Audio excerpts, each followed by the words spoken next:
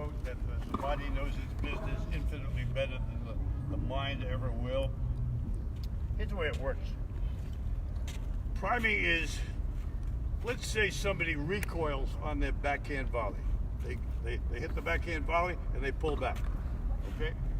That's a pretty common thing. It's a neurological reaction. It's a neurological reaction. So we have a number of options. We can tell them to stop pulling back. That's a negative directive, and they're going to pull back less, perhaps, but they're still going to pull back. Right? We can have them stay there. They'll still have the neurological reaction, but it will be a far less. But priming, when we do this, when we ask them to stay there, count to 2, and then do something else like drop their racket head, the mind actually figures out ahead, why am I going to pull back when what I have to do is the next move is this? If they know the next move, it'll eliminate it. It hotwires the impulse. It's fascinating.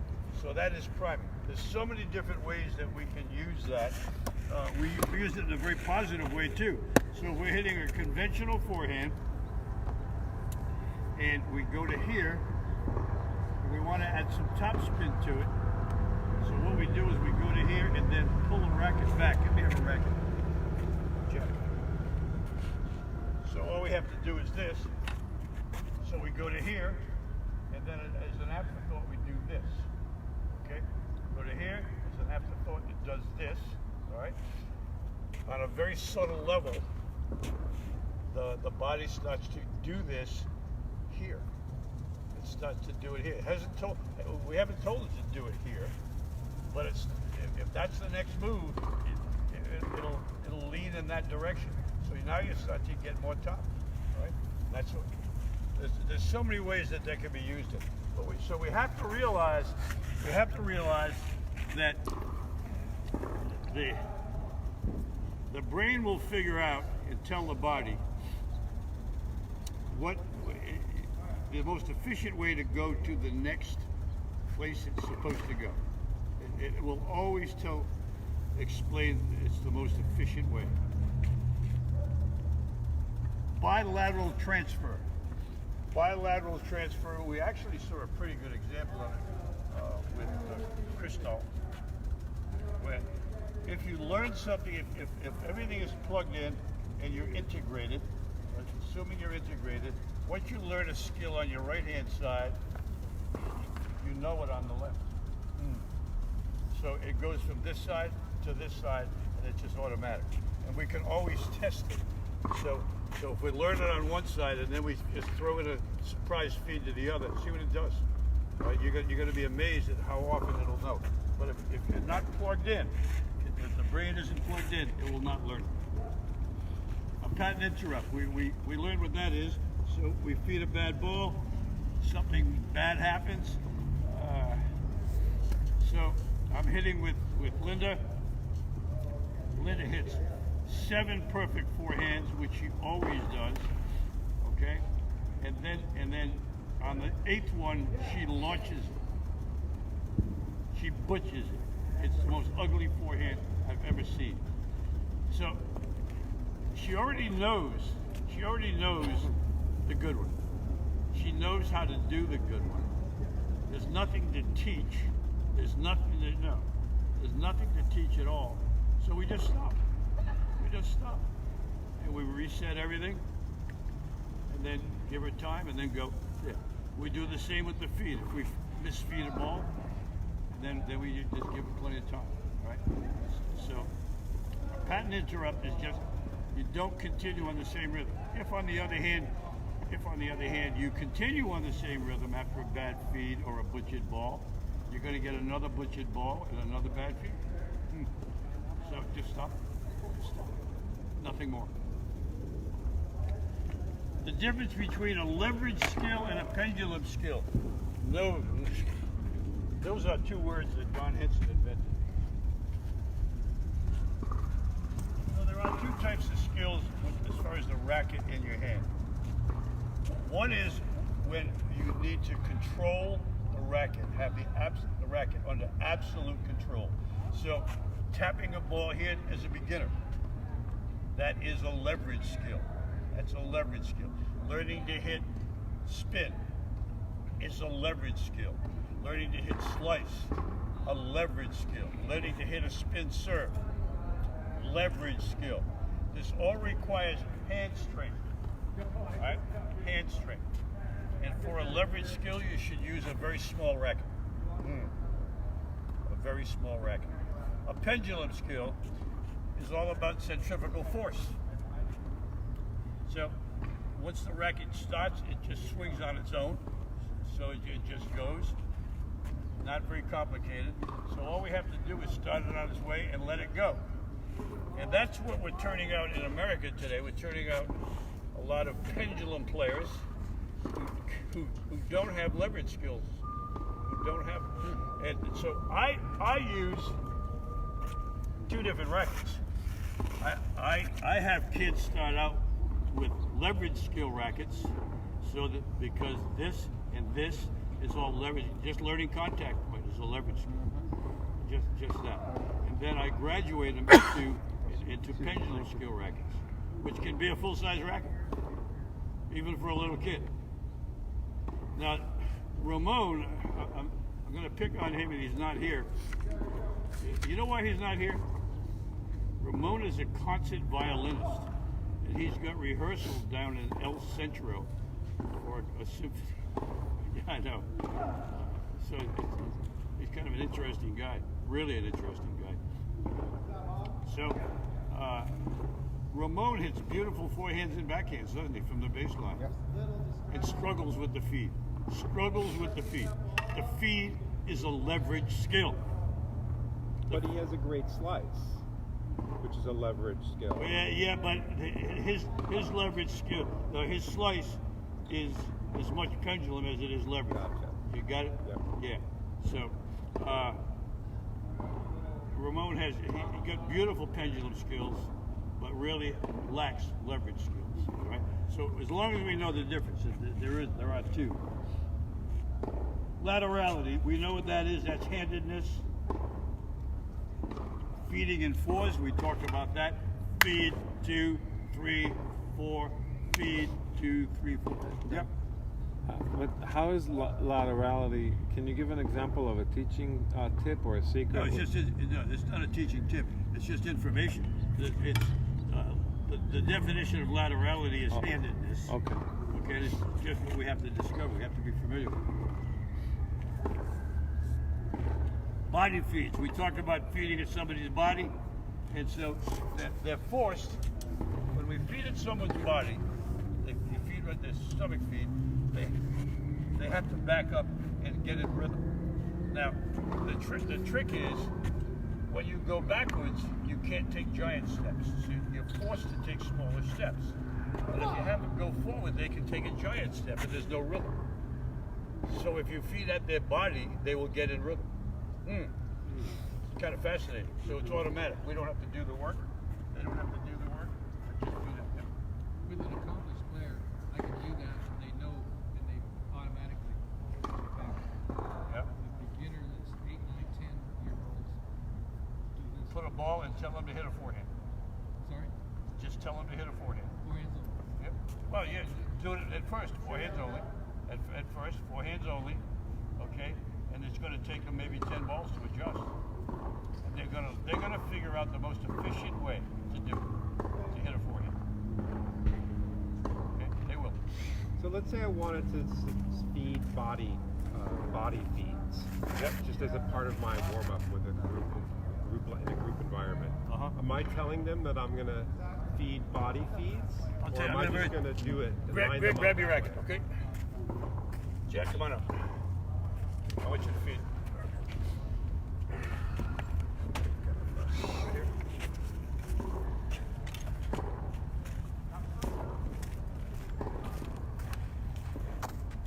So, Greg, I'm going to tell Jackie that no matter what happens, the first ball is the forehand. No, it's not here. second ball is a backhand. Isn't that one over The there? next ball is a forehand. The next ball is a backhand. You got it? See? Oh, that's Hey, Greg, good. I want you to feed every ball right in her stomach. Okay. All right, every ball. Okay. So she now knows it's forehand, backhand, forehand, backhand. Right in the middle. No, right in the middle.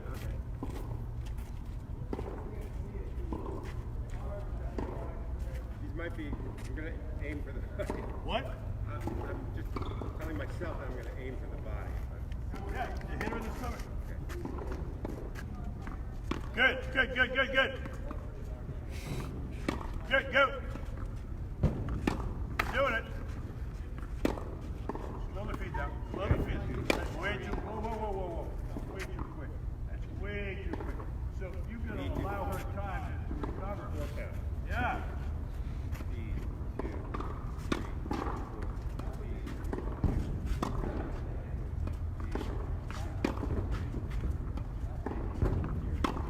So let me ask you, Greg, hold it. Are those three stay in me? Yes. They're not? No, that's too quick. Oh. Okay. Wait for me. You do this is not I was good. I want you to do this. I want you to do this. this.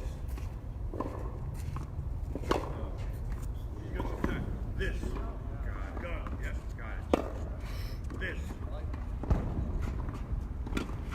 This.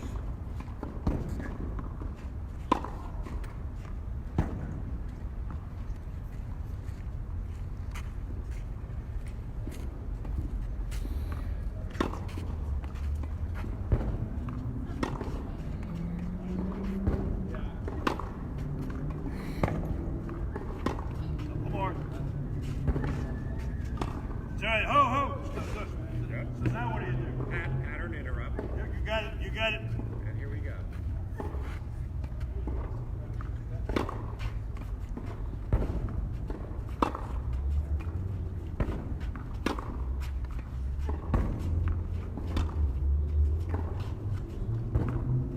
Good. Okay.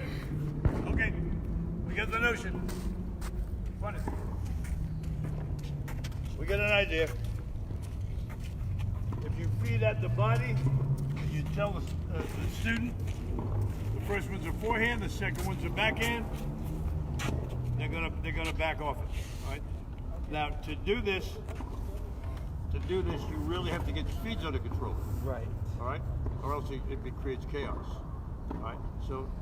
Right, but the answer to my question is, I'm feeding a body feed, but the instruction is to alternate forehand, backhand. Right. Like that's the instruction to the student. It's a body feed drill in a sense for me, but I'm. But you're not going to tell. You're Correct. not going to tell her what it is. Right.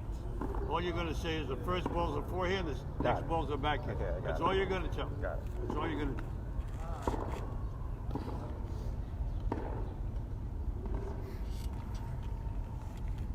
Changing grips by the use of demand or task. So, what's an easy way to... Jackie, come on up here. I want you to hit a one-handed backhand. Come on over here. So, show me a one-handed backhand, Jack. Go ahead. Come. Okay, good. Okay, so do it again. And if I'm standing here with a little kid, all right, go ahead, swing, and I want you to finish right out here. Okay? So all we have to do is out here. We get her in this position, she's got a backhand grip. Automatic. Okay? It's done. Everything is done. Okay. Yep.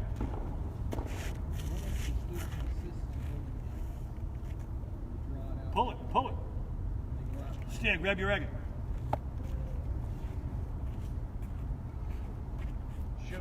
Show everybody what they insist on doing. Turn around, show it. No, you're going to hit it back. Okay. Loosen your hand. Loosen your hand and just pull it. Loosen your hand, pull it. It's done. You don't have to give any direction. And then Loosen your hand, then you pull it out and go finish like that. Go back to this and that. Yeah, I know. This and that. I had a lady once, this is years ago, write me a thank you note for a course I gave, and she said, and she ended up being an awesome teacher, and she said, and you taught me this and you taught me that. And that's all. Entrainment. This is an advanced tool. The phenomena of entrainment is very simply this, that a rhythm, two opposing rhythms have a strong desire to synchronize. If you put two pendulum clocks on the same wall and they are swinging contrary to one another, within 24 hours they will synchronize and they'll have the same swing. Isn't that amazing? That's amazing. So if I'm teaching somebody, I'm going to leave Linda sitting down because okay. But so Jackie, I'm going to pick on you. I use it in this way. So Jackie has just gotten out of the car. She's listening to rock and roll. She had an argument with her boyfriend, and there was heavy traffic. She's a mess. And I've got to teach her. I've got to teach her. And I sense that she's a mess. I'm just going to walk. Hey, Jack, what's going on? If I walk slowly and talk to her slowly, she's going to get calmed down. And that's in training. She's going to slow down without trying. So I'm going to slow her down. So it's the same as the pendulum clocks, all right? They will synchronize, but I'm going to be the strong one. I'm going to be the strong one. I'll get her to slow down because she cannot. After a while, she will not be able to go all over the place if I'm going slow. We can do that with the feet. We can do that with the feeds too. And that's very important for you, Greg. Okay? To slow the feeds down. And you can turn it into a waltz. And just be a soft dance. Feed higher. Feed slower. Talk slowly. What was that like? How you doing now? That's entrainment. That is entrainment. And the whole being will slow down. We can't possibly work with somebody who's out of control. If they're going all over the place, we really lose the ability to help them. They've had 10 cups of coffee, the rock and roll is playing, they've had all kinds of stress in the car, they're talking to attorneys, they're talking to their wives or boyfriends, and it's not going good, and they come in and they're a mess. So we've got to slow them down and take care of it. So entrainment is so valuable. There's different levels of it too, but let's just start with that one.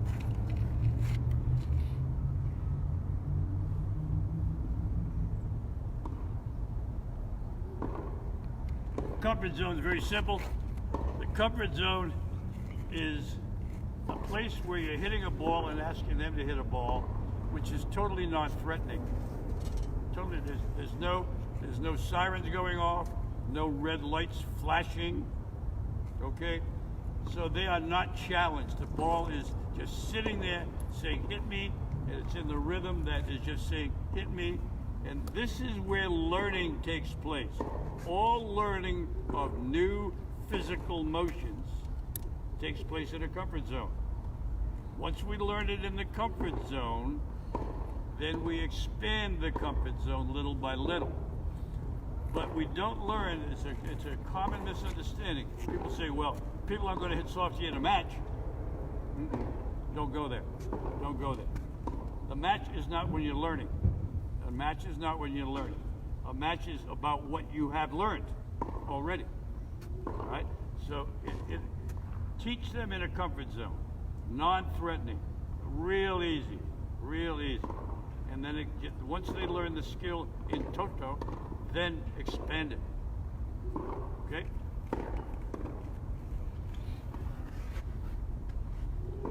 double bounce. You've all had the little kid who comes out and you bounce a ball to them and they swing and they miss completely. Feed them on 2 bounces. Very slowly feed them on 2 bounces, and something magic happens to their tracking mechanism in the back of their brain. They will now make contact with the ball. 3 bounces does not work. Two bounces does work. I don't know why. I haven't heard a good explanation yet, but 2 works.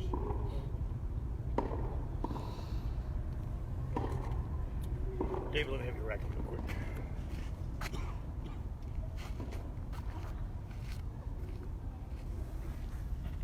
If someone is hitting late, number 1, please don't tell them they're hitting late. They'll just hit later. All right? Number 2, don't ask them to hit earlier. If you ask them to hit earlier, they will swing faster. That's not the answer. Ask them to hit them instead of the center of the strings, to hit the ball by the top. They will involuntarily hit the ball earlier. All right? On forehand, on backhand, and on volleys. Simple as that. The other thing is, when people are mishitting the ball, they will always mishit the ball in the same quadrant of the racket. So if they're mishitting here, and we have to observe that very carefully, all right? If they are mishitting here, it's a very simple remedy. So if they are aiming here, and the result is here, ask them to hit the next 3 balls here, and the result will be here. So it's a perceptual problem, all right? And we find out a lot with kids, more on one side than both sides, all right? So all we do is we move it, we just go with it. We don't oppose it, and we don't tell them the truth ever. Don't tell them the truth about hitting on the top of the strings. They will hit earlier, and all of a sudden it will feel good. But don't explain it to them. The minute you explain it to them, you lose the ability to help them.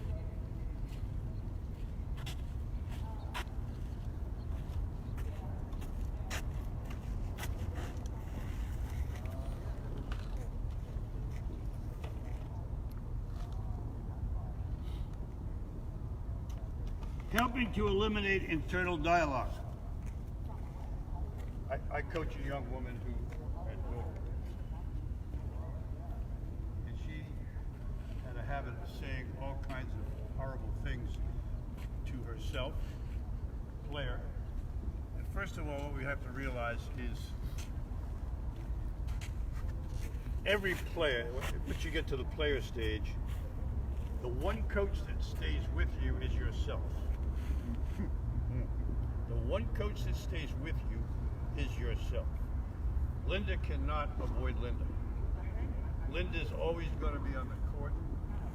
Her voice is always going to be heard on the court, and her voice is going to be heard by her. We have an obligation to live up to our own internal dialogue. It's not voluntary, it's mandatory. I was down at a beautiful resort in Sedona, Arizona. Greg, have you ever been to Sedona? I have not. Okay. I was in a place called the Enchantment Resort. I was there for a little bit over a year. Magnificent place. I lived on the property. It was on a holy ground that shouldn't have been built there. And I had a physician who showed up for a dream stroke weekend, and he wanted a backhand, and he hit incredible backhands. Incredible. So what I would do is I would get him there, and then I'd give him to my assistant. I had a South African assistant named Peter. And Peter came to me and he goes, "Darn, I don't understand. The doctor hits 7 magnificent backhands, and then he butchers one completely like he never hit one before." I said, "Peter, listen to his internal dialogue. He calls himself a klutz, an oaf, clumsy. He says all these words to himself, and he's required to live up to that at some point. That's an internal requirement. Whatever we say to ourselves And I heard you say something this morning, and it was pointed out to me that you can't feed today. Well, so you're going to live up to it. You're going to live up to it. So what would be the appropriate response, Linda? What would be the appropriate response? I can't feed today. Nope. Nope. I can feed better. Yeah. There's a lot of room for improvement. I can be better. So yeah, I'm going to tell everybody that story in a minute. So, yeah, that's close. That's close. So walk away. Hey, Greg, you're better than this. You are better than this. Start the sentence off with "you are." You can. You can feed better than this. All right. And tell yourself that. And you will. So I had a rare treat on a regular basis. I had two teaching courts together, and there was a low fence, and a guy named Rod Laver used to play on the next court. I think he was pretty good. And his self-talk, I have studied the self-talk of great players. And Rod used to look at me, I'd be leaning on the fence, and he'd look at me and he'd go, "Lots of room for improvement here." Lots of room for improvement here. That's a very positive statement. So what's in his mind is the improvement part, not no deficiency. There was no deficiency. His glass was half full. His glass was half full. Lots of room for improvement here. So Federer, when he lost to Nadal in 5 sets at the French, blew, totally butchered 2 match points into the net, where he had on his racket. And he had lost to Nadal 4 times in a row before that. What his comments were after the match was, getting closer. He didn't mention the butchered shots. Didn't mention the other. He just said, getting closer. That's the mind of a champion. That's the mind of a successful.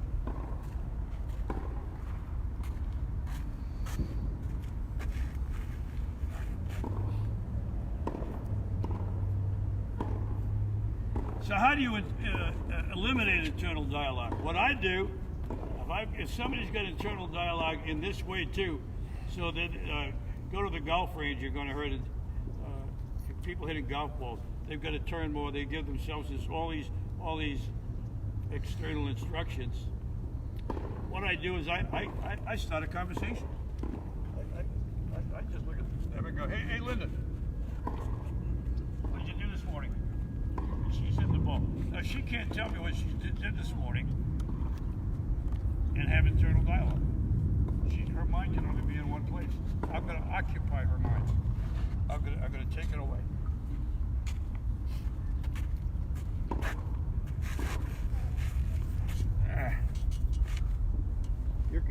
You want to take away the bad internal dialogue when you hear it, but there's nothing wrong with a positive internal dialogue, right? But you've got to hear the nature of it. If any of it is negative, take it all away. Right? If it's 100% positive, leave it. If it's 100% positive, leave it. But if it's not 100%, take it away. Right? Take it. Yeah, I have a student that really tries hard. Really tries to do a very good job. And then if he'll miss one, he'll spike his racket. Do one of those motions. How do I get him to react better? You've got to bring attention to the good ones. You've got to bring attention to the good ones. So give that one no. Please don't react to that at all. If you react to that, that'll reinforce it. Yeah. So then ask him a question. Jimmy, how did you hit number 3? How did you hit the 3rd one? Tell me about that one. So always bring it back. Always bring it back to the desired one. Always, always, always.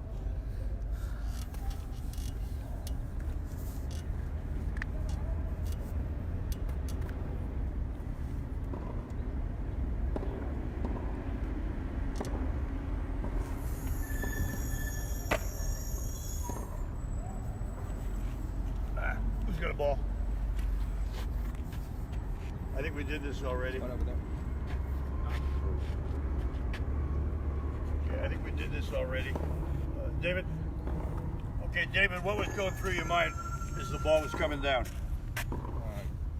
Nothing at all. Nothing at all. Nothing at all. That's called satori. That's a Japanese state. Focus, empty focus. No junk going on at all. There's no, I'm going to do this, I'm going to do that. Right? And you were just focused on catching the ball. It's total emptiness. It's total emptiness. Emptiness with focus. That is the perfect athletic state. The perfect athletic state. And we want to get people in that. And leave them in that. Right? We talked the other day is we don't want to talk after you feed. Once you feed the ball, let them hit. Let them hit.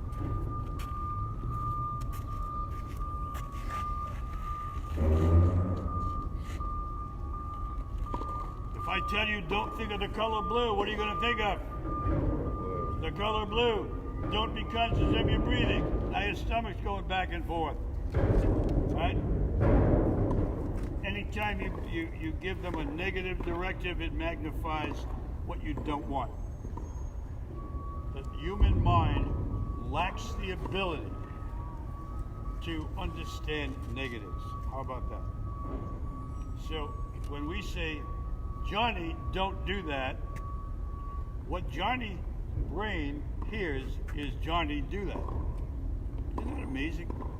It's just the opposite of so we have a subjective mind and an objective mind. And so Johnny, don't do that. Johnny, don't touch. All his brain really understands is Johnny, touch. Right? So anytime we give a negative directive,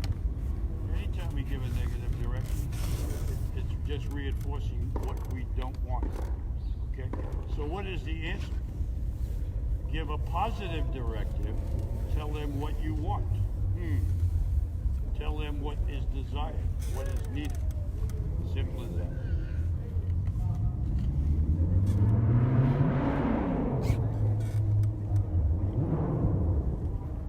And the very last one we're going to talk about is linking the experience. So, I want to do this in a couple of ways. Number one, we want to link every physical experience to a rhythm. And all we have to do later to give them back to the physical experience is show them the rhythm.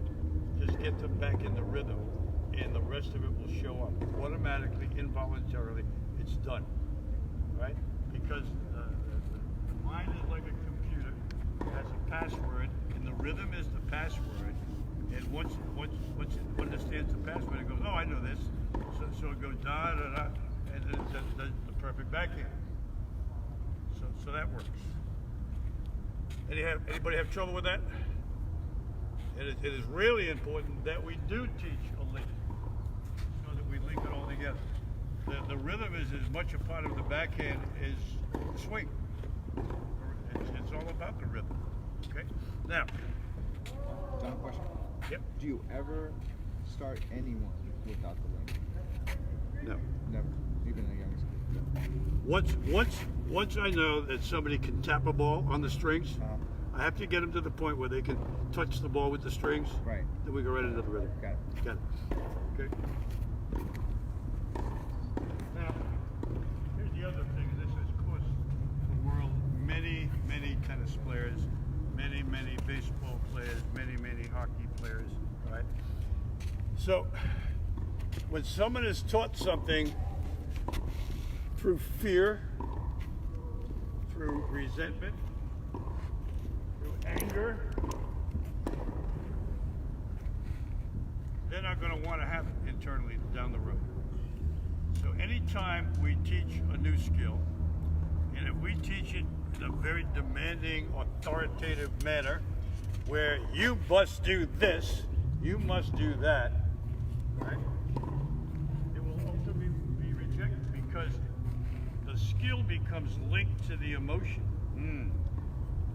They're indelible, right? So I can't tell you how many 27 and 28-year-olds I've had who have come back to tennis after many years because their parents sent them to volunteering or some such place and it showed that they didn't care about them and they weren't treated with much care or love at volunteers. In fact, they were probably treated like a number, right? And to them, tennis means something very bad. The entire tennis experience is bad. It's linked to a bad emotion. And so they come out and they want to salvage some of it and learn to teach and stay in the game later. But they've already quit at 17, and 10 years later they come back. There's so many, I can't tell you. How many successful pros? How many successful pros can you name that quit at 26 years old, 25 years old? Anybody got any? And came back or just quit? They quit? Well, Borg quit at 25. Who? Borg quit at 25. Yep. That was for a physical reason. Yep. Any more? Not Hingis. Hingis? Well, Hingis, yes. But Hingis had. Hennon Harden also, I think. very early on. Hingis had the best coach on the women's tour, her mother, and the worst mother on the on the women's tour, her mother. All right. So she had the two. She had the two, and she couldn't separate the two. Her mom was a great coach and a horrible mother. Horrible, just horrible. Is that why she quit? Yeah. Because she couldn't deal How about with it. Andrea Jaeger? Yeah. How about Capriati? Yeah. Tracy Austin? That's all because of parents or coaches? Yeah, it was linked with anger. It was all linked with anger. Within their camp, within their coaching structure. Somewhere. Their coaches, their parents, somebody. Yeah. Their coaches, their parents, somebody. Sharapova has changed. She's changed dramatically. The young Sharapova was a very, very, very unhappy woman. Very unhappy. And then she returned, and she's now a free spirit. She's now a free spirit, but that was not the case. That was not the case. There's been many, and I can't tell you how many have just quit and they just get discouraged because I'm watching one happen right here. How about Sabatini? Sabatini's a very, very happy woman. Very happy. Where'd he go? What do you say? What do you mean when you're saying you're watching one here? Not Linda. Not Linda. I'm watching a parent drive a child away from tennis here. In front of my own eyes. So I know the rest of the movie, and I've tried to intervene, but I don't know if it's going to work. So it becomes linked. If somebody is threatened and they learn under stress, then they're not going to like it. They're not going to want to keep the skill. They're not going to want to keep the skill. They're not going to want to participate. They don't want to be part of it. They don't want to be part of it. If somebody learns it, and they're encouraged and empowered and taken care of, then they associate that with good.